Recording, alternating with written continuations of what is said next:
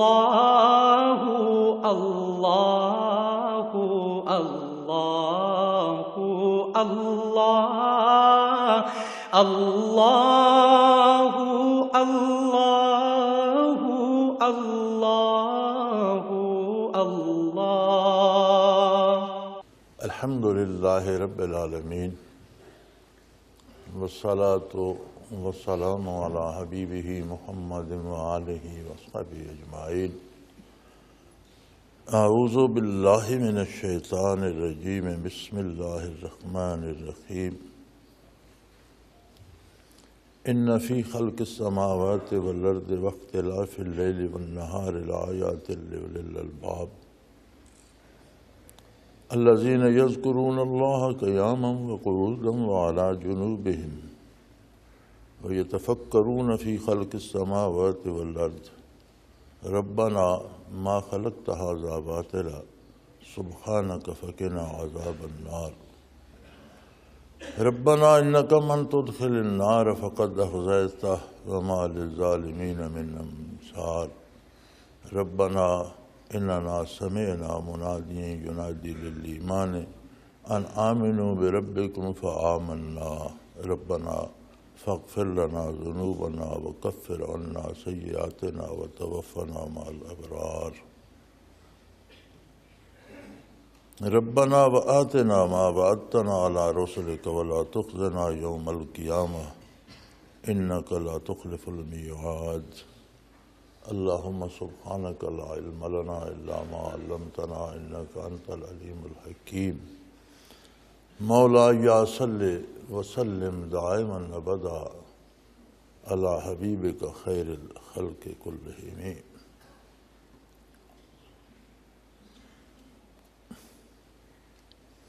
آل عمران کی ان آیات مبارکہ نے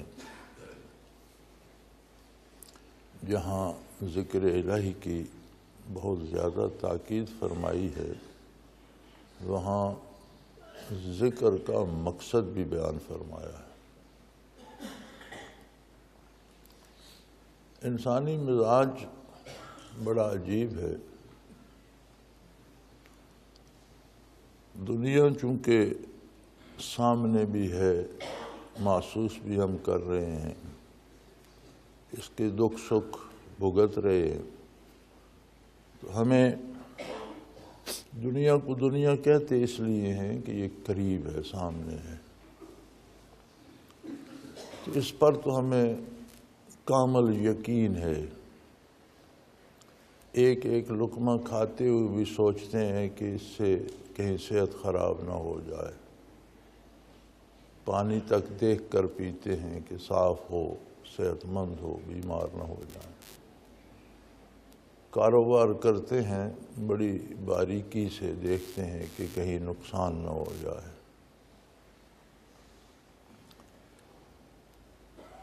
لیکن آخرت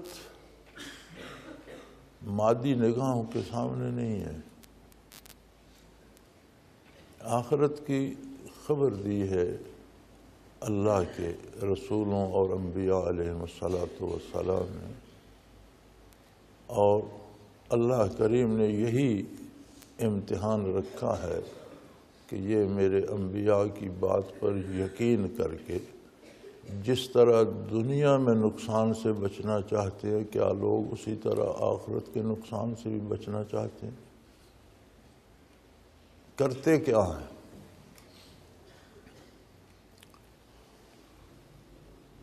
انبیاء کی دعوت تو پہنچ گئی، نبی کریم صلی اللہ علیہ وسلم کا پیغام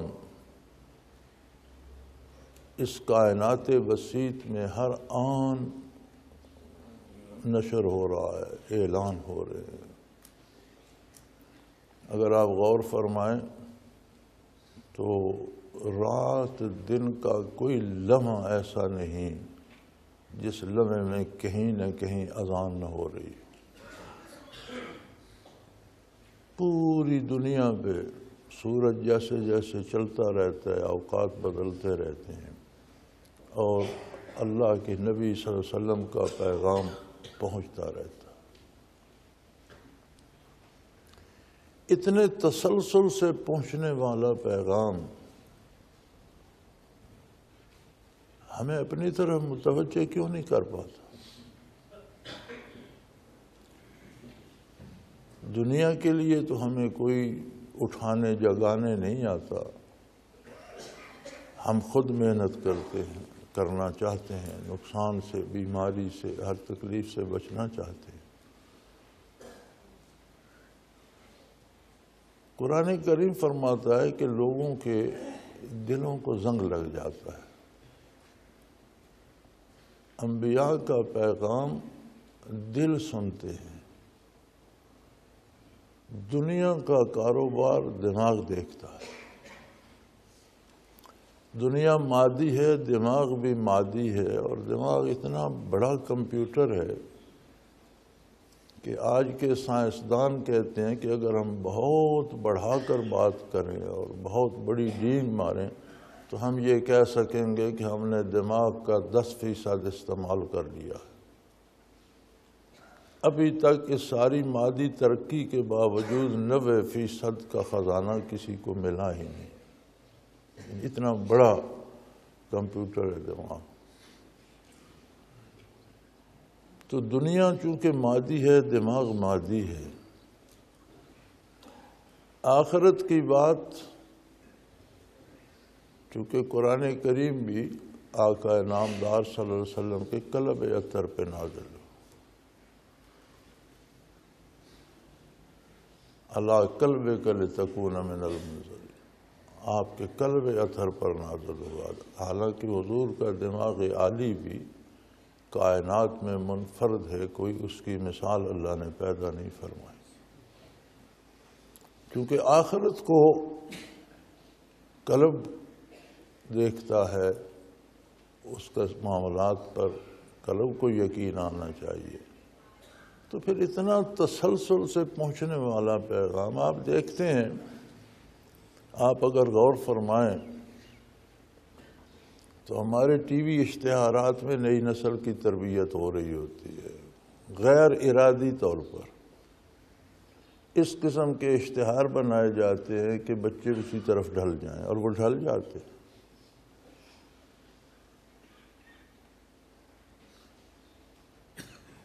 تو اتنا پیغام دنیا کا نہیں پہنچتا جتنا آخرت کا پہنچ رہا ہے۔ اس خصوصاً حضور کی بعثت عالی کے بعد کوئی لمحہ ایسا نہیں جب اللہ کی طرف بلایا نہ جا رہا، تو اس پہ ہم توجہ کیوں نہیں کرتے؟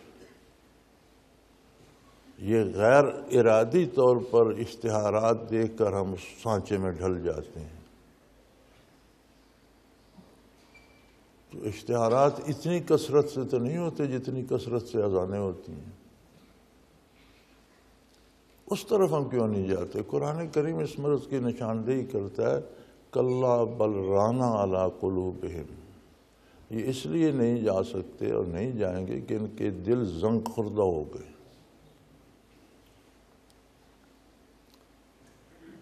نبی کریم صلی اللہ علیہ وسلم نے فرمایا،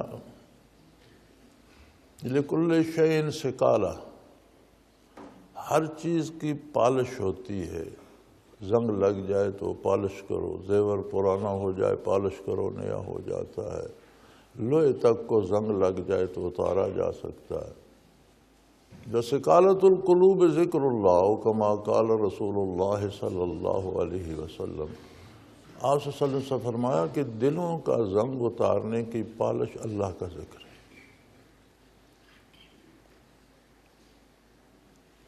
وہ زنگ اتر جائے تو پھر سمجھ آنے لگ جاتی ہے۔ حضرت علی کرم اللہ وجہ الکریم کا ایک ارشاد ہے کہ انہوں نے فرمایا، اگر آج قیامت قائم ہو جائے تو جو کچھ سامنے آئے گا مجھے کچھ حیرت نہیں ہوگی۔ یعنی یقین کا یہ عالم ہے کہ جو کچھ قیامت میں ہونا ہے اس پر یقین ہے، کوئی چیز عجیب نہیں لگے گی۔ ایک مرتبہ ہے نا یقین کا، جیسے ہمیں دنیا کے بارے خبر ہوتی ہے، رات کی تاریکی میں سب کچھ چھپ جاتا ہے، صبح جب اٹھتے ہیں تو کوئی ہمیں چیز نئی نہیں لگتی ہے، ہمیں پتہ ہوتا ہے فلاں جگہ فلاں چیز ہے، فلاں جگہ فلاں ہے، فلاں جگہ درخت ہے، فلاں جگہ پہاڑ ہے۔ عجیب نہیں لگتی. اور فرمایا اگر قیامت قائم ہو جائے تو مجھے کچھ چیز عجیب نہیں لگے گی.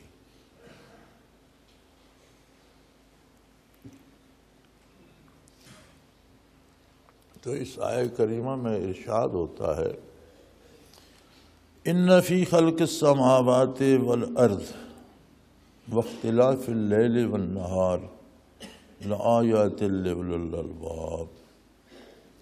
آسمانوں، زمینوں اور آسمانوں کی تخلیق میں اگر کوئی تھوڑا سا غور کرے تو حیرت زدہ رہ جاتا ہے کہ یہ کیسی دنیا ہے. آسمان ایک گنبد بنا ہوا ہے،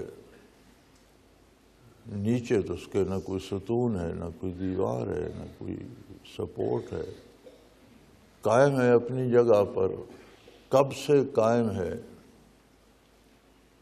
کب تک رہے گا، کتنی مخلوق ہے اس میں، کیسی کیسی مخلوق ہے، کیا کیا کرتے ہیں. چلو آسمان اگر ہماری رسائی سے بالا تر ہیں تو زمین پر تو ہم بستے ہیں. یہ زمین کیا عجیب شے ہے کہ ایک سوئی سے کھودنے لگو تو کھدتی چلی جاتی ہے، کسی سے کسی چیز سے ادھیڑنے لگ جاؤ تو ادھڑتی چلی جاتی ہے. لیکن اسی پر کئی منزل، اب تو 200-300 منزل عمارتیں بن گئی ہیں، انہیں اٹھا کے کھڑی، مضبوط اتنی ہے، کمزور اتنی ہے. کتنی تخلیق اس سے ہر لمحہ نمودار ہو رہی ہے، کوئی گن نہیں سکتا. گھاس کے تنکے کتنے اگتے ہیں، درختوں کے پتے کتنے اگتے ہیں، فصلیں کتنی اگتی ہیں. پھر ہر چیز فنا ہو کر پھر اسی میں مل جاتی ہے، اسے بھی جذب کر لیتی ہے، اور پھر جو نئے پیدا ہوتے ہیں انہیں بھی نہیں لے جاتے. کتنے انسان اس کی مٹی سے بنے، اسی کی مٹی کا جز ہو گئے. کوئی فرق نہیں پڑا اس کو، نہ وہ زمین پھیلی، نہ سکڑی، نہ بڑی ہوئی، نہ چھوٹی ہوئی. ایک ایک ذرے میں ذرہ خود تخلیق ہے، اس میں آگے تخلیق کا مادہ موجود ہے. انہی خاک کے ذرات سے جانور بن رہے ہیں، انہی سے پرندے بن رہے ہیں، انہی سے انسان بن رہے ہیں، انہی سے حیوان بن رہے ہیں. وہی پھر اسی میں مٹی میں مل رہے ہیں. کوئی نہ اس کے سائز پہ فرق پڑتا ہے، نہ حجم پہ فرق پڑتا ہے، نہ اس میں وہ صنعت ختم ہونے میں آتی ہے. ایک لمحے میں کھربوں سے زیادہ لاتعداد مخلوق پیدا ہوتی ہے جو اسی مٹی سے وجود پذیر ہوتی ہے. تو مٹی کم ہو جانی چاہیے، شاید اتنی یا اس سے زیادہ اس مٹی میں ملتی ہے، کچھ بڑھ جانی چاہیے. کوئی اس کی صحت پہ فرق نہیں پڑتا، نہ بڑھتی ہے نہ گھٹتی ہے.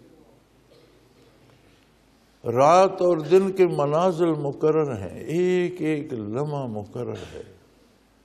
پتہ نہیں کب سے چل رہا ہے، کب تک چلتا رہے گا. نہ اس کی رفتار میں فرق آتا ہے، نہ اس کے فاصلوں میں کوئی فرق آتا ہے. ایک اپنے مقرر راستے پہ سورج، چاند، ستارے، ہر چیز رواں دماں ہے.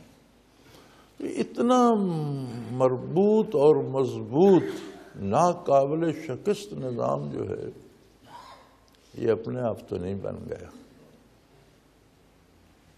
کسی نے اسے بنایا ہے اور بنا کر چھوڑ نہیں دیا، اسے ہر لمحہ چلا رہا ہے.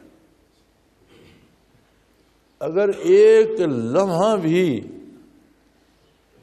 وہ چھوڑ دے تو شاید یہ چیزیں تو ساری آپس میں ٹکرا کے ختم ہو جائیں.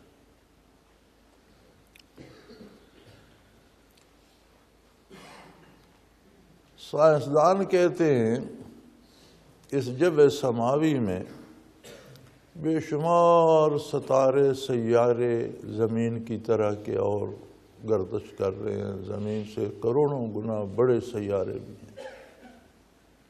وہ کہتے ہیں ایک مجمع میں کچھ برتن رکھ لو، اسے اس طرح ہلاتے رہو، بالآخر ایک دن وہ آپس میں ٹکرا کر چور چور ہو جائے. تو کہتے ہیں ہر چیز حرکت میں ہے.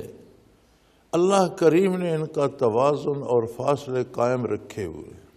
اس اپنے حد کے اندر ہر چیز حرکت کر رہی ہے، لیکن جب اللہ کریم وہ حدود ہٹا دیں گے تو یہ ٹکرا کر پاش پاش ہو جائیں گے۔ اسے اسلام قیامت کہتے ہیں، اسے سائنسدان اس طرح سے مانتے کہ بالآخر یہ ہر چیز ایک دوسرے سے ٹکرا کر پاش پاش ہو جائے گی۔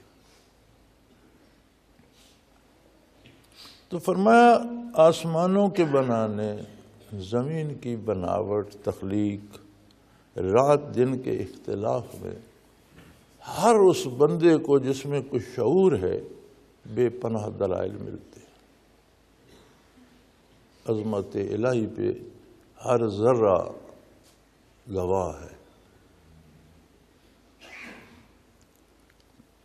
الذین یذکرون اللہ قیاما وقعودا وعلی جنوبہم، یہاں فرمایا اولی الالباب، صاحب خرد، صاحب دانش، سمجھدار لوگوں کے لیے اس میں بے پناہ دلائل۔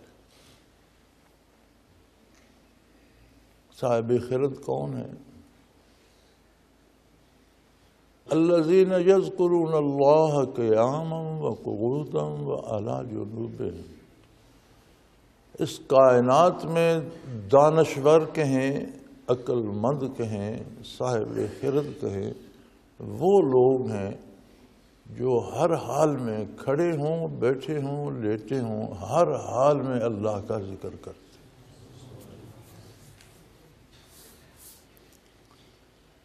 اب ظاہر ہے کہ ہر حال میں ذکر سوائے ذکر قلبی کے ممکن نہیں ہے۔ آپ جو عمل شریعت کے مطابق کرتے ہیں وہ بھی عملی ذکر ہے، خود ایمان لانا ذکر ہے،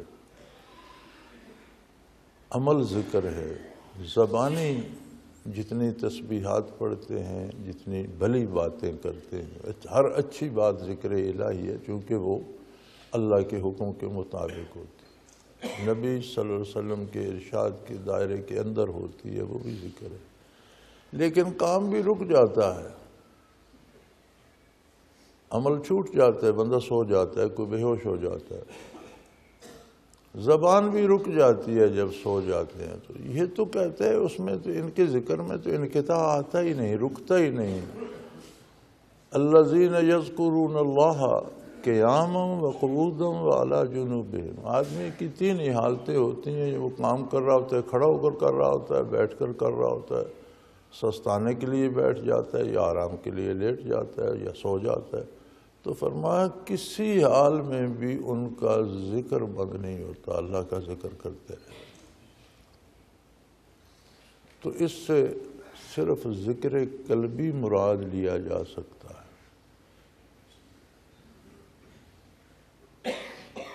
جب وہ اتنا اللہ کا ذکر کرتے ہیں تو ان کے قلوب روشن ہوتے ہیں، اور پھر یہ جو نشانیاں ہیں نا زمین و آسمانوں کی تخلیق میں، اور شب و روز کی آمد و شد میں، اور کائنات کے ذرے ذرے میں، ان کی خبر تب ہوتی ہے جب دل زنگ سے صاف ہوتا ہے۔ مقصد ذکر کیا ہے؟ پھر انہیں تفکر پیدا ہوتا ہے، یتفکرون فی خلق السماوات والارض۔ جب ہر لمحہ ذاکر ہو جاتا ہے تو پھر جا کر ایک قسم کی سوچ پیدا ہوتی ہے جسے قرآن نے تفکر کہا ہے۔ یہ خیال آتا ہے کہ یہ اتنی وسیع کائنات، اتنی مربوط کائنات، اتنا ایک ایک ذرہ دوسرے سے جڑا ہوا ہے، اور اسے اللہ کریم چلا رہے ہیں، یہ بلا مقصد تو نہیں، اس کا کوئی تو نتیجہ ہوگا۔ اتنا لمبا نظام ہے اور اتنا وسیع نظام ہے۔ پھر وہ کہہ اٹھتا ہے ربنا ما خلقت ھذا باطلا، اے میرے پروردگار، اے ہمارے پالنہار، تو نے یہ فضول پیدا نہیں کیا، یہ ضرور اپنے منطقی نتیجے تک پہنچے گا۔ سبحانک، اے اللہ تو پاک ہے، ہر کمزوری سے پاک ہے، ہر کمی سے پاک ہے، تو بہت عظیم ہے۔ فقنا عذاب النار، اس کا جو خراب نتیجہ ہے بالآخر جہنم ہے، اپنے رحم سے اپنے کرم سے ہمیں اس سے بچا۔ یعنی اس آیہ کریمہ نے ذکر کی تلقین بھی کی، مقصد ذکر بھی ارشاد فرمایا۔ یہاں میں آپ کا تھوڑا سا وقت لوں گا۔ میرا ارادہ آج تقریر شکریر کا نہیں ہے، میں آپ سے دوستانہ ماحول میں باتیں کرنا چاہتا ہوں۔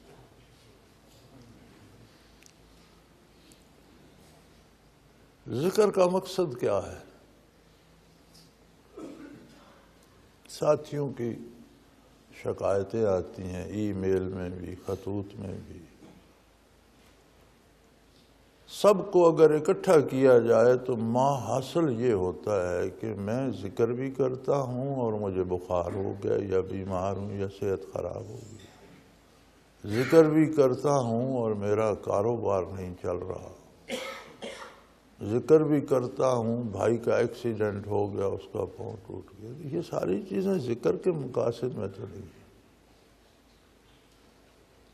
ابھی رات ایک ای میل تھی، وہ بھائی کا ایکسیڈنٹ ہو گیا، اس کا علاج نہیں ہو رہا، اس کا پاؤں ٹوٹ گیا، پتہ نہیں کیا اس طرح کا کوئی تھا، تو ہم سے سود کا قرض ہی نہیں اتر رہا، تو اس کا علاج کیا کر۔ میں نے اسے چند لفظوں میں جواب لکھا کہ میرے بھائی، جب آپ نے سود لے رکھا ہے تو آپ اللہ اور اس کے رسول کے ساتھ جنگ پر ہیں،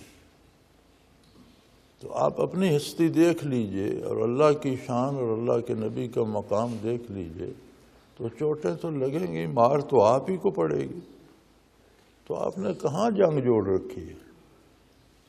ذکر چھوٹ رہا ہے۔ میں نے کہا جی ذکر تو چھوٹے گا، سود کھائیں گے تو ذکر کیسے ہوگا؟ دو میں سے ایک چیز چھوٹے گی، یا سود چھوٹ جائے گا یا ذکر چھوٹ جائے گا، دونوں اکٹھے تو نہیں رہ سکتے۔ تو ہم نے اسے یہ سمجھ لیا کہ یہ جو محنت ہے یہ بھی دنیا ہی کے لیے ہے، یہ جتنی مشقت ہے یہ اللہ کی رضا کے لیے اور اللہ کی صفات پر غور کرنے کے لیے، چونکہ اللہ کی ذات ہمارے غور و فکر سے بالا تر ہے، وہ خالق ہے، ہمارا علم، ہمارا دماغ، ہماری صلاحیتیں مخلوق ہیں۔ اب ظاہر ہے خالق مخلوق کے دائرے کے اندر تو نہیں سمائے گا، مخلوق کے دائرے میں جو چیز سمائے گی وہ بھی مخلوق ہی ہوگی۔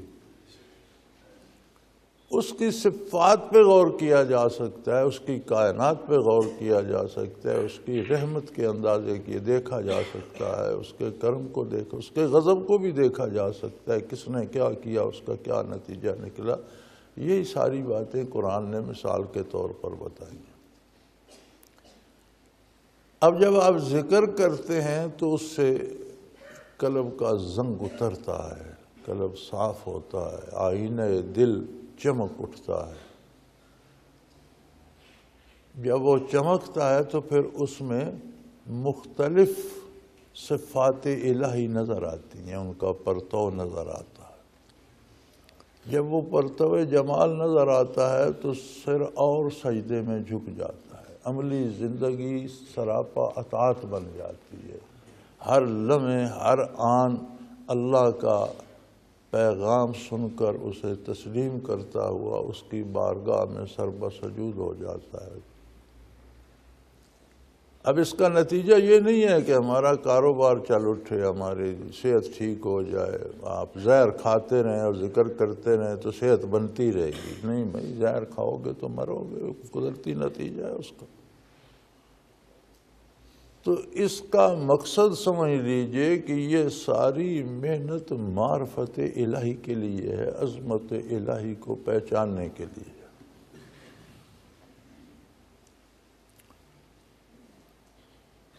جب آئینہ دل صاف ہوتا ہے تو بعض وہ چیزیں جو مادی نگاہ سے نظر نہیں آتی دل کی نگاہ سے نظر آنے لگ جاتی ہیں، جسے اصطلاح میں کشف کہتے ہیں۔ کشف اللہ کا انعام ہے، اللہ کی یہ نعمت ہے، اور از قسم ثمرات ہے، یعنی پھل ہے۔ بندہ فصل بو سکتا ہے، پھل اس پہ اللہ کریم لگاتے، چاہے لگائیں چاہے نہ لگائیں، زیادہ لگائیں تھوڑا لگائیں، اس میں بندے کو اختیار نہیں ہوتا۔ بندہ محنت کرتا ہے، اس پر پھل اللہ کریم لگاتے ہیں۔ وہ کسی کو کشف دیں، مشاہدہ دیں، ان کی عطا ہے، اور بہت بڑا انعام ہے اللہ کا کہ قلب میں ایسی روشنی دے دے کہ اسے وہ چیزیں جو مادی آنکھوں سے نظر نہیں آتی وہ نظر آئیں، اور وہ مزید عظمت الہی کا قائل ہو جائے۔ لیکن عجیب بات ہے، اگر کوئی اس بات کے لیے محنت کر رہا ہے کہ مجھے کشف ہو جائے تو شرک کر رہا ہے۔ اگر کوئی اس بات کے لیے رات رات بھر جاگتا ہے اور چلے کاٹتا ہے اور مجاہدہ کرتا ہے کہ مجھے کشف ہو جائے تو وہ شرک کر رہا ہے، مشرک ہے، اس کا مقصد حصول کشف ہے، حالانکہ مقصد رضائے الہی ہے۔ اس نے اللہ کے ساتھ کشف کو شامل کر لیا، شرک کر لیا، اس کا ذکر بھی باقی نہیں رہے گا۔ یہی تو نزاکتیں ہیں۔ از خود اللہ عطا کرے تو اس کا انعام ہے، آپ اس کے لیے محنت کریں تو آپ اللہ کی بارگاہ سے محروم ہوں گے، چونکہ غیر اللہ کی طلب شرک ہے۔ یہ اتنا نازک معاملہ ہے۔ پھر انبیاء علیہ السلام کا مقام عالی یہ ہے کہ انہیں جو خواب بھی آئے وہ بھی وحی الہی ہوتا ہے۔ ابراہیم علیہ السلام نے حضرت اسماعیل علیہ السلام سے فرمایا، انی ارا فی المنام انی اذبحک، بیٹا میں نے خواب دیکھا، اور ان کی عمر 5-7 سال ہوگی، چونکہ قرآن کریم نے سال نہیں بتایا، یہ بتایا فلما بلغ معہ السعی، جب وہ ان کے ساتھ دوڑنے کے قابل ہو گیا۔ اب چھوٹا سا بچہ ہے، اسے بتا رہے ہیں انی ارا فی المنام، میں نے خواب میں دیکھا ہے، انی اذبحک، کہ میں تمہیں ذبح کروں۔ جواب سنیے، وہ بھی تو نبی ہے، فرماتے ہیں یا ابت افعل ما تؤمر، ابا جی آپ کو جو حکم ہوا ہے کر گزریے۔ وہ کہہ رہے میں نے خواب دیکھا ہے، وہ فرما رہے ہیں آپ کا خواب بھی تو وحی الہی ہے، آپ کو حکم ہوا ہے۔ ستجدنی انشاءاللہ من الصابرین، مجھے بھی آپ صابر پائیں گے، میں بھی اللہ کا نبی ہوں۔ تو نبی کا خواب بھی وحی الہی ہوتا ہے، کشف تو پھر خواب سے طاقتور ہوا، وہ بھی وحی الہی ہے۔ لیکن ما و شما کا کشف محتاج ہے نبی صلی اللہ علیہ وسلم کے کشف کا، آپ کی ارشاد کا، آپ کی شریعت کا۔ علماء لکھتے ہیں کہ کشف صوفی کو بھی صحیح ہوتا ہے، کشف غلط نہیں ہوتا، لیکن درمیان میں شیطان کچھ لگا کر غلطی کرا دیتا ہے۔ نبی کے کشف میں شیطان مداخلت نہیں کر سکتا، وہ جو دیکھتا ہے جو سنتا ہے حق ہوتا ہے، حفاظت الہی حاصل ہوتی ہے اسے۔ کبھی ہم اپنی نالائکی سے صحیح دیکھ نہیں پاتے، کبھی شیطان مداخلت کر کے غلط کر دیتا ہے۔ لہذا پہلی بات تو یہ ہے کہ جو کشف شریعت کے خلاف ہو وہ لائق اعتنا ہی نہیں، اسے پھینک دو، وہ غلط ہے، ختم۔ دوسری بات، ولی اللہ کو کشف ہوتا ہے تو کوئی دوسرا اس کے کشف پر عمل کرنے کا محتاج نہیں ہے، کوئی ضرورت نہیں ہے کسی کو اس کا کشف ماننے کی، کیونکہ یہ منصب نبی کا ہے کہ نبی کو جو کشف ہوتا ہے وہ ساری امت کے لیے ماننا ضروری ہوتا ہے۔ اگر ولی کے کشف کو ماننا شروع کر دو تو گویا آپ نے اسے نبی سمجھ لیا، یہ اتنا بڑا جرم ہے۔ یہ میں ان احباب کے لیے عرض کر رہا ہوں جو روز دکھڑا لے کر کسی ساتھی کے پاس پہنچے ہوتے ہیں، ذرا کشف کر کے بتائیں نا یہ کیا ہے۔ اس کا مطلب یہ ہے کہ جس بندے پر آپ کو یقین ہے کہ اس کے کشف میں میرا مسئلہ آ جائے گا، آپ اسے نبی سمجھتے ہیں۔ اور غیر نبی کو نبی سمجھنا کفر ہے۔ یہ باتیں ذرا باتیں سمجھ کر ذہن نشین کر لیجئے۔ جیسے محض تقریر تو ہم انجوائے کرتے ہیں اور چلے جاتے ہیں، تقریروں کا اور ماحول ہوتا ہے، یہ آپس کی باتیں ہیں۔ پھر ایک اور تماشا ہے، کوئی بیمار ہو جاتا ہے، وہ ساتھیوں کے پاس جاتا ہے، اللہ نے انہیں بصیرت دی ہے، وہ کہتے ہیں یار تو بیمار بھی ہے، تجھ پر کچھ اثرات بھی ہیں۔ یہ اثرات کیا ہوتے ہیں؟ ایک تو اصول ہے، نبی کریم صلی اللہ علیہ وسلم نے فرمایا کہ ہر پیدا ہونے کے والے کے ساتھ ایک شیطان پیدا ہوتا ہے جو ساری عمر اسی کے ساتھ رہتا ہے۔ یہ جو اہل مغرب روحیں بلاتے ہیں نا، ایک میڈیم بنایا اور روح آ گئی، روحیں واپس نہیں آتی۔ جو روح دنیا سے چلی گئی وہ برزخ میں چلی گئی، وہاں سے اسے کوئی نہیں بلا سکتا۔ جنتی ہے تو اس کا احترام اتنا ہے کہ اسے کوئی چھیڑ نہیں سکتا، دوزخ ہے تو ایسی حوالات میں ہے جہاں سے اسے کوئی نکال نہیں سکتا۔ دو میں سے ایک حال میں تو ہوگا۔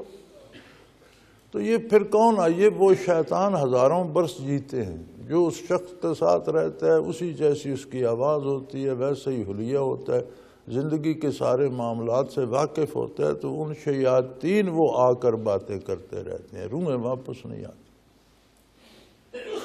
اب ایک شیطان تو وہ ہے، جب حضور نے یہ فرمایا تو آپ صلی اللہ علیہ وسلم سے عرض کیا گیا کہ یا رسول اللہ آپ فرما رہے ہیں ہر پیدا ہونے والے کے ساتھ شیطان پیدا ہوتا ہے، تو آپ کے ساتھ بھی؟ فرمایا ہاں میرے ساتھ بھی، لیکن جو میرے ساتھ پیدا ہوا ہے وہ مسلمان ہو گیا۔ ہم کہتے ہیں ہم اپنے نبی کے ساتھ ہیں، لیکن نبی کے ساتھ جو شیطان آیا وہ بھی مسلمان ہو گیا۔ ہم ساتھ ہوتے تو ہم بھی مسلمان تو ہوتے۔ شیطان ساتھ جو لگا وہ بھی مسلمان ہو گیا۔ لکڑی کا ستون جس سے ٹیک لگا کر خطبہ دیتے تھے، ممبر پر جلوہ افروز ہوئے تو وہ چیخ چیخ کر رویا، بلک بلک کر رویا۔ خشک لکڑی میں بھی شعور آ گیا، ہمارا دعویٰ ہے ہم ساتھ ہیں تو ہم میں تو کوئی فرق نہیں پڑتا، یا پھر ہمیں ساتھ نصیب نہیں ہے، محض خوش فہمی ہے، یہ دعویٰ ہے۔ بہرحال وہ موضوع الگ ہے۔ تو ایک تو وہ شیطان ہوتا ہے ہر بندے کے ساتھ۔ پھر قرآن کریم فرماتا ہے کہ جب لوگ اللہ اللہ کے رسول کی نافرمانی کرتے ہیں تو اللہ فرماتا ہے میں ان پر اور شیطان مقرر کر دیتا ہوں، جو پھر ان کے ساتھ رہتا ہے اور انہیں برائی میں آگے آگے لے جاتا ہے، اور پھر جب قیامت ہوگی تو کہیں گے کاش تیرے اور میرے درمیان بعد المشرقین ہوتا، دنیا بھر کے تو مجھ سے دور ہوتا۔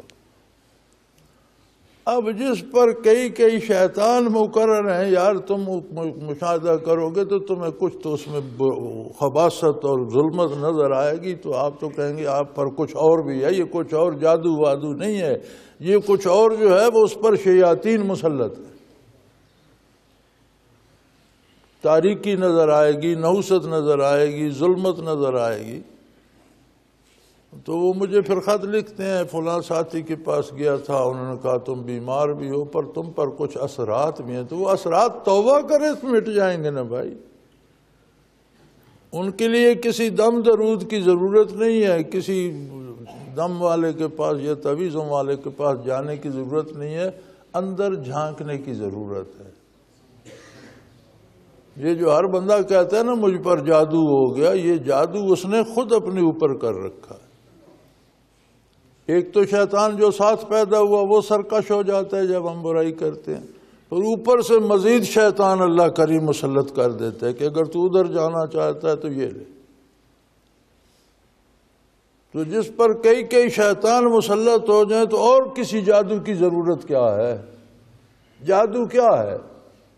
یہی ہے نا کہ کچھ عملیات کر کے کوئی شیطانی طاقتیں یا کوئی شیطانی قوتیں اس پر مسلط کر دے، تو اس کا انتظام تو ہم نے خود کر لیا، تو پھر کسی کو جادو کرنے کی ضرورت کیا ہے؟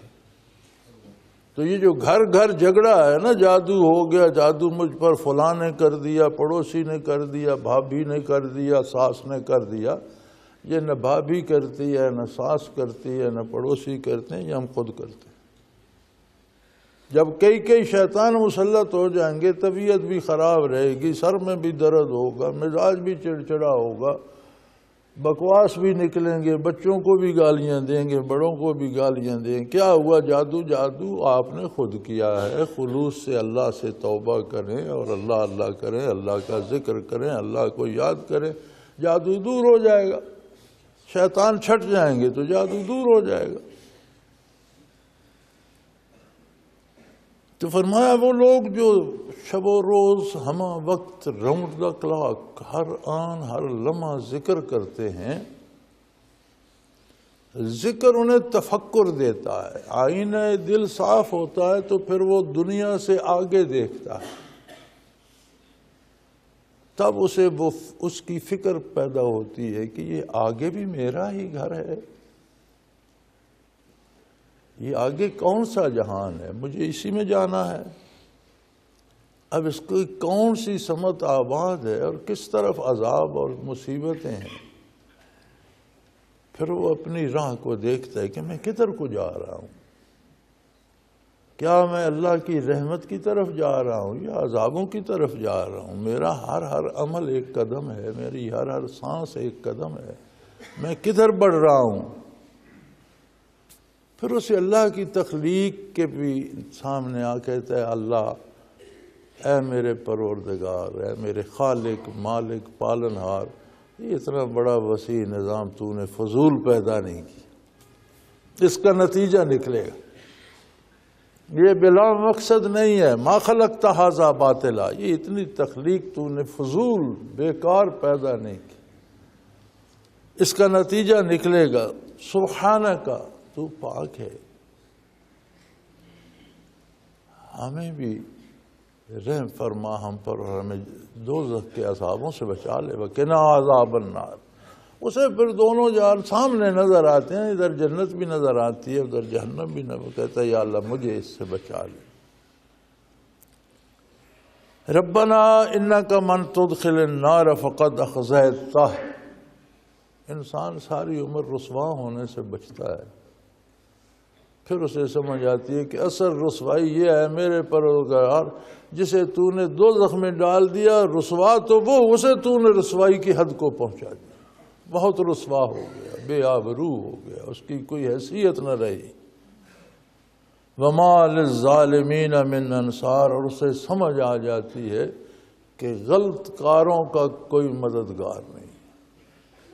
ظلم ہوتا ہے غلط کام کرنا، غلط کرنے والوں کا کوئی مددگار نہیں، یعنی اپنے آپ پر جو بوجھ لاجتا جاتا ہے اس کی مدد کون کرے گا؟ جو خود کو تباہی کی طرف لے گیا اسے بچانے کون آئے گا؟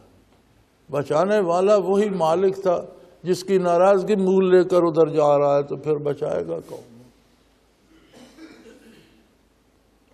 پھر اسے یاد آتا ہے، اس منزل پر پہنچ کر اسے پتہ چلتا ہے ربنا اننا سمعنا منادیا ینادی للایمان، اے میرے پروردگار ہم نے سنا بلانے والا ایمان کی طرف بلا رہا، لمحہ لمحہ اذانیں ہو رہی تھیں، لمحہ لمحہ بیانات ہو رہے تھے، لمحہ لمحہ تیری کتاب بیان ہو رہی تھی، لمحہ لمحہ تیرے نبی صلی اللہ علیہ وسلم کے دہن مبارک سے نکلے ہوئے گلاب بانٹے جا رہے تھے۔ پھر اسے یاد آتا ہے یا اللہ یہ تو ہر لمحہ ایسا انتظام کر دیا تھا تو نے کہ ہر لمحہ پھول برس رہے۔ اننا سمع، یقیناً ہم نے یہ سنا کہ بلانے والا تیری بارگاہ کی طرف بلا رہا تھا اور کہہ رہا تھا ان آمنوا بربکم، اپنے پروردگار کو، بے پناہ نعمتیں عطا کرنے والے کو مانو۔ فآمنا، ہم نے مان لیا۔ ربنا فاغفر لنا ذنوبنا، ہم نے مان لیا۔ ماننے کا مطلب ہوتا ہے اطاعت، عمل کرنا۔ میں یہاں کہتا ہوں ایک لڑکے سے مجھے پانی لا دو، کہتا جی بس مان لیا، لا کے نہیں دیتا، تو مانا اس نے؟ ماننے کا مطلب ہوتا ہے کہ اس ارشاد پہ عمل کیا جائے۔ سو پروردگار ہم نے مان لیا، لیکن ماننے کے باوجود ہم میں بشری کمزوریاں ہیں، ہم انسان ہیں، ہم طاقتور نہیں ہیں، غلطیاں ہو جاتی ہیں، مانا بھی، لیکن ہے ہمارے پروردگار ہماری مغفرت فرما، ہمارے گناہ معاف کر، ہم سے جو غلطیاں ہو جاتی ہیں وہ معاف فرما، ہماری کوتاہیاں معاف کر دے، کفر عنا سیئاتنا، ہماری کوتاہیاں، ہمارے گناہ، ذنب وہ گناہ ہوتا ہے جو عمدن کیا جائے، سیئات وہ ہوتا ہے جو غلطی سے غیر شعوری طور پر صادر ہو۔ پھر اسے سمجھ آتی ہے اللہ جو میں نے جان بوجھ کر کیے وہ گناہ بھی معاف کر دے، جو غیر شعوری طور پر ہو گئے وہ بھی معاف کر دے۔ پھر اسے پتہ چل جاتا ہے کہ ساری نیکی کے باوجود میرے دامن میں گناہ پھر بھی ہیں، میں 100% اطاعت نہیں کر سکا، تو اطاعت میں کمی رہ جانا بھی تو گناہ بن جاتا ہے، خلوص میں کمی رہ جانا گناہ بن جاتا ہے۔ تو ہم تو دھڑلے سے گناہ بھی کرتے ہیں، جانتے ہوتے ہیں گناہ اور کرتے ہیں، تو پھر وہ عرض کرتا ہے اللہ جانے انجانے سب گناہ معاف کر دے، وَتَوَفَّنَا مَعَ الْأَبْرَارِ۔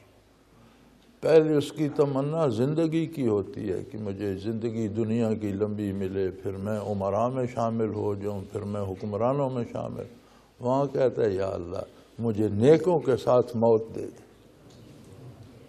زندگی کی حقیقتیں کھل جاتی ہیں نا، آخرت سامنے آ جاتی۔ تو یہ سارا مقصد ذکر یہ ہے جو قرآن نے بیان کیا۔ یہ ذکر کا مقصد نہیں ہے کہ آپ ذکر کریں گے تو باکمال ہو جائیں گے، آپ ذکر کریں گے تو لوگ آپ کو سجدے کریں گے، آپ ذکر کریں گے تو آپ کی صحت خراب نہیں ہوگی۔ بھئی دنیا میں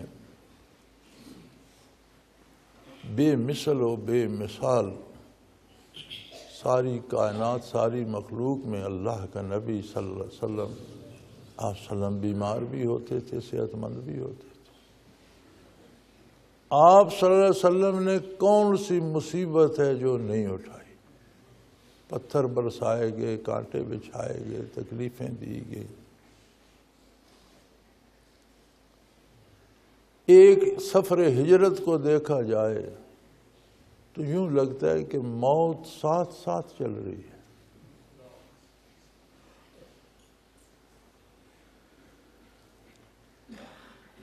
مکہ مکرمہ سے سور کا سفر، پھر سور پر ابو جہل اور اس کے لوگوں کی آمد، اثناء سفر میں تلاش کرنے والوں کا ملنا، مدینہ منورہ پہنچنا، کون سا دکھ ہے جو وہاں نہیں پہنچا۔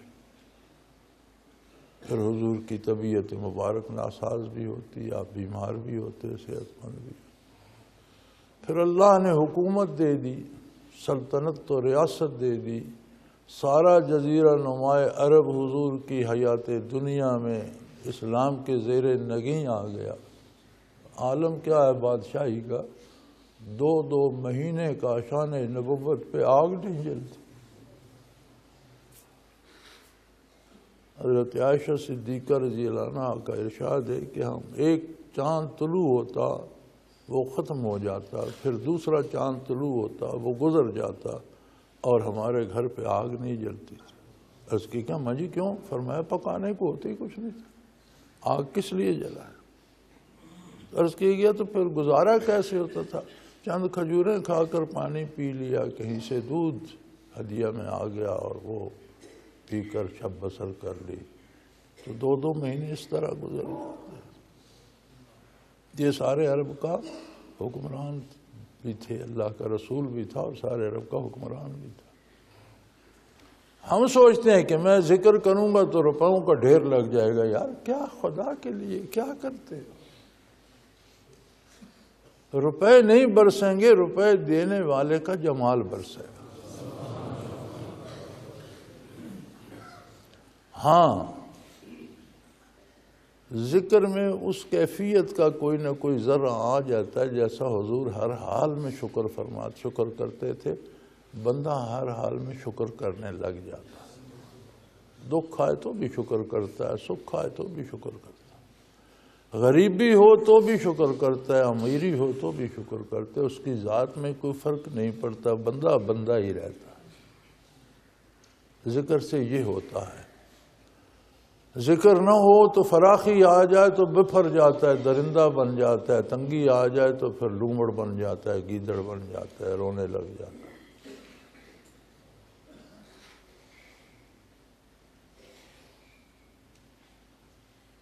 پھر وہ کہتا ہے وَتَوَفَّنَا مَعَ الْأَبْرَارِ، یہ زندگی کا شیدائی اپنی موت کی فکر میں لگ جاتا ہے۔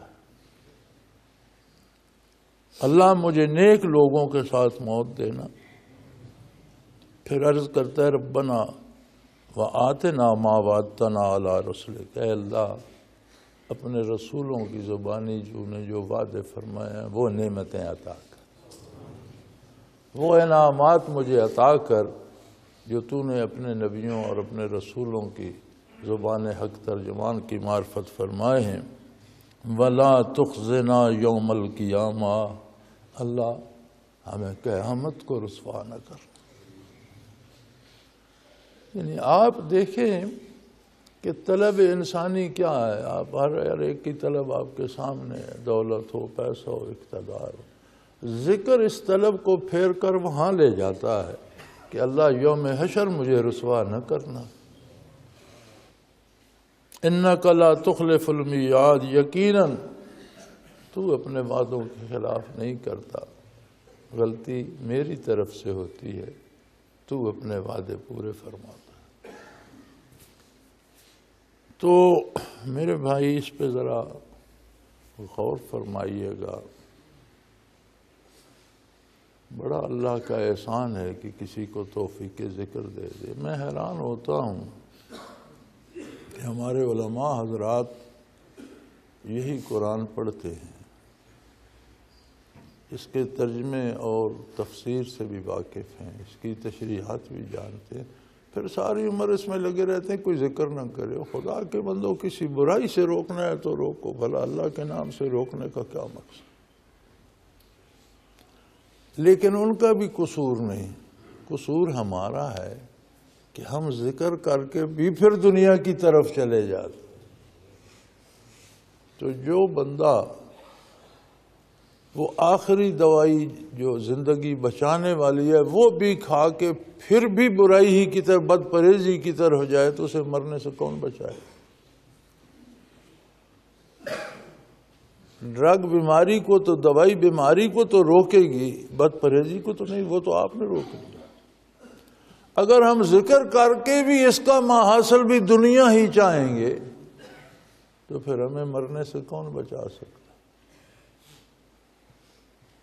تو پھر ساری عمر سر بھی پٹکا اور محروم بھی رہے، کتنی بد نصیبی ہے۔ ذکر کے مقصد کو پہچان کر ذکر کیجئے، شب و روز کیجئے، ہر آن کیجئے، بدن کا ہر ذرہ کرے، اور ذکر کا حاصل عظمت الہی، آخرت کی تیاری، گناہوں کی معافی اور اللہ کی بارگاہ میں رسوائی سے بچنا ہے۔ اللہ کریم ہمیں توفیق بھی دے، اور اگر ہم مخلص نہیں ہیں تو ہمیں خلوص بھی عطا کر دے۔ علماء حق لکھتے ہیں کہ ہر عبادت میں خلوص ضروری ہے، خلوص کے بغیر قبول نہیں ہوتی، لیکن ذکر ایسی عبادت ہے کہ بغیر خلوص کے شروع کیا جائے، مسلسل کرتے رہو، خلوص پیدا ہو جائے۔ یعنی یہ ایسی دوا ہے کہ اگر آپ اس پہ محنت کرتے رہیں اور آپ نے ویسے ہی شروع کر دیا تو خود بخود خلوص بھی آ جائے، اور سکھ بھی آئیں گے، دکھ بھی آئیں گے، بارشیں، اندھیریاں، بادل بھی آئیں گے، قید سالیاں بھی آئیں گی، بچپن آیا، لڑکپن گزرا، جوانی بیتی، بڑھاپا بھی آیا۔ اسی طرح دن گزرتا ہے، رات بھی آ جاتی ہے، پھر رات بھی ختم ہو جاتی ہے، پھر دن آ جاتا ہے۔ صحت ہوتی ہے، بیماری آ جاتی ہے، تنگ دستی ہوتی ہے، فراخی آ جاتی ہے، فراخی ہوتی ہے، تنگی آ جاتی ہے۔ یہ اللہ کا ایک نظام ہے، اور جس حال میں بھی جہاں بھی رکھے اپنی یاد میں اپنے ذکر کی توفیق، اپنی اطاعت کی توفیق دے، یہ کامیابی۔ ہمارا کوئی عمل، اب کوئی سمجھتا ہے میں ذکر کرتا ہوں تو جو میں چاہوں وہ ہو جائے، تو کیا تم اللہ کی جگہ لگ گئے، اللہ سے شراکت کر لی؟ جو وہ چاہے گا وہ ہوگا، جو تم چاہو گے وہ نہیں ہوگا۔ ذکر کرنے سے بندہ خدائی صفات نہیں بنا لیتا، بندہ بنتا ہے، خدا نہیں بنتا، بندہ بنتا ہے۔ اور یہ جو عام ہو گیا ہے نا جادو وادو والا، یہ جادوگروں کے بس میں کچھ ہوتا تو آپ سے مانگ کر کھاتے، اپنے لیے روپے بنا لیتے۔ میں مڈل میں پڑھتا تھا، نیا نیا پاکستان بنا تھا، تو ہمارے ایک بابا جی سرگودا ہوتے تھے، میونسپل کمیٹی کے فائر بریگیڈ کے انچارج ہوتے تھے۔ ہمیں جب سکول سے 2-4 چھٹیاں ملتی تو ہماری بڑی عیاشی ہوتی تھی کہ سرگودا چلے گئے۔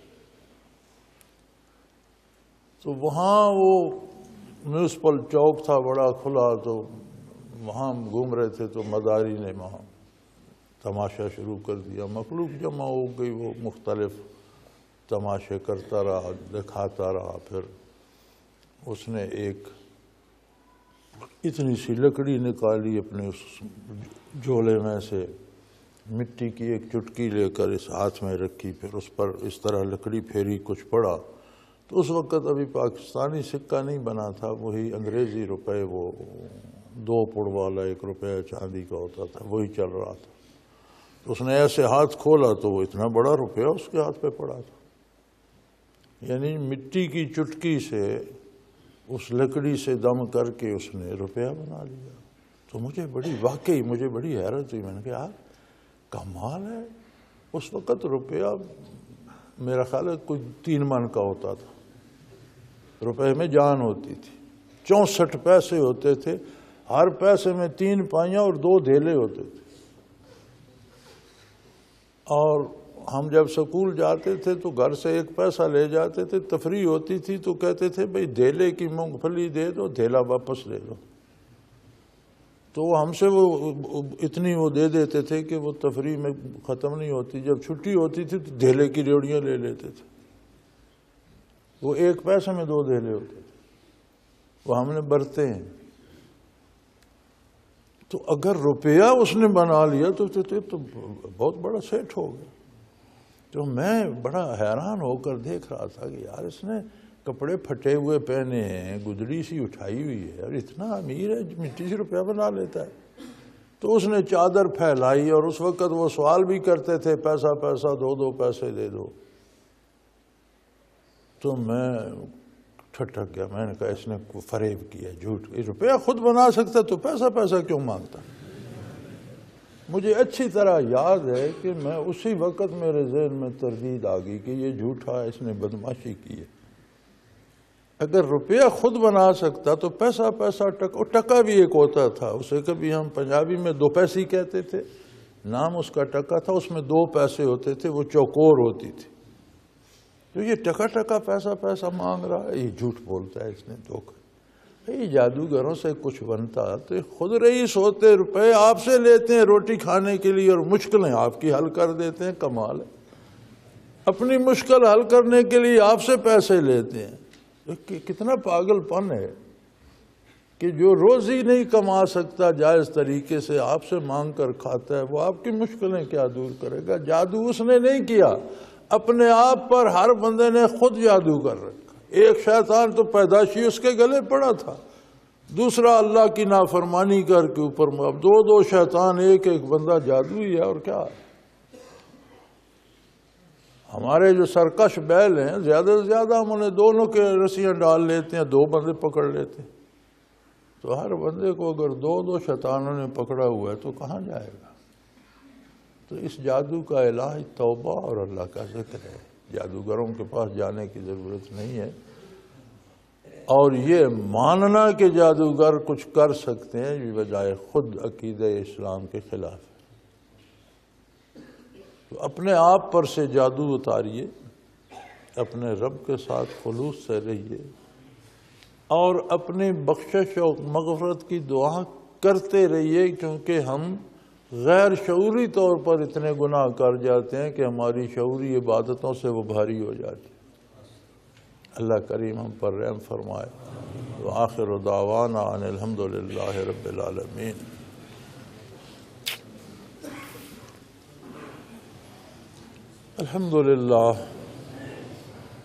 الحمدللہ رب العالمین والصلاة والسلام علی حبیبہ محمد۔ ربنا لا تقتلنا بغضبک ولا تہلکنا بعذابک واعف عنا قبل ذلک۔ اللہم ربنا لا تسلط علینا من لا یرحمنا، انت ولینا فی سفرنا وحضرنا فی مالنا واہلنا، انت ولینا فی الدنیا والآخرہ، توفنا مسلمین والحقنا بالصالحین۔ اللہم انصر الاسلام والمسلمین، اللہم اید الاسلام والمسلمین، اللہم اعز الاسلام والمسلمین فإنک علی کل شیء قدیر۔ اللہم ربنا نور قلوبنا واغفر ذنوبنا واستر عیوبنا، اللہم ربنا آتنا فی الدنیا حسنۃ وفی الآخرۃ حسنۃ وقنا عذاب النار۔ وصلی اللہ تعالی علی حبیبہ محمد وعلی آلہ وصحبہ اجمعین برحمتک یا ارحم الراحمین۔ اللہ اللہ اللہ اللہ اللہ اللہ اللہ اللہ۔ حضرت امیر محمد اکرم آوان مد ظلہ العالی دارالعرفان منارہ ضلع چکوال میں سالہ سال سے قرآن و حدیث کے اوپر خطابات کر رہے ہیں اور سلسلہ نقشبندیہ اویسیہ کے مطابق لوگوں کو ذکر الہی کی تربیت دے رہے ہیں۔ وہ قرآن پاک کی تفسیر ترتیب وار بیان کر رہے ہیں۔ تفسیر قرآن کو وہ موجودہ ملکی اور بین الاقوامی حالات کے مطابق بیان کرتے ہیں۔ موٹر وے سے کلر کہار کے انٹرچینج سے نکلتے ہوئے، کلر کہار کی جھیل سے ہوتے ہوئے، میانی، بوچھال اور نورپور سے گزرتے ہوئے دارالعرفان منارہ پہنچ سکتے ہیں۔ حضرت امیر محمد اکرم آوان نے بچیوں اور بچوں کی دینی اور دنیاوی تعلیم کے لیے سقارہ اکیڈمی کے نام سے ایک درسگاہ بھی قائم کی ہے، جس کا افتتاح ملک پاکستان کے صدر جنرل محمد ضیاء الحق نے اپنے دست مبارک سے کیا تھا۔ وہ تمام احباب جو اسلام کی طلب رکھتے ہیں ان سے گزارش ہے کہ دارالعرفان منارہ ضلع چکوال میں امیر محمد اکرم آوان صاحب کے خطابات سے مستفید ہوں۔ وہ ہر جمعے کو نماز سے پہلے بیان فرماتے ہیں۔ ہر ماہ کی پہلی اتوار کو ماہانہ اجتماع ہوتا ہے جس میں آپ خصوصی خطاب فرماتے ہیں، اور پاکستان کے چاروں صوبوں سے احباب اس اجتماع میں شرکت کرتے ہیں۔ اس کے علاوہ یہاں سال میں 2 مرکزی اجتماعات بھی ہوتے ہیں، ایک رمضان المبارک میں اعتکاف کا اجتماع اور دوسرا جولائی اور اگست میں 40 دن کا اجتماع ہوتا ہے جس میں روحانی تربیت کی جاتی ہے۔ اپنا خون سیماب دے کر اتنا ہم کر جائیں گے، نام آقا کا چمن میں پھر رقم کر جائیں گے۔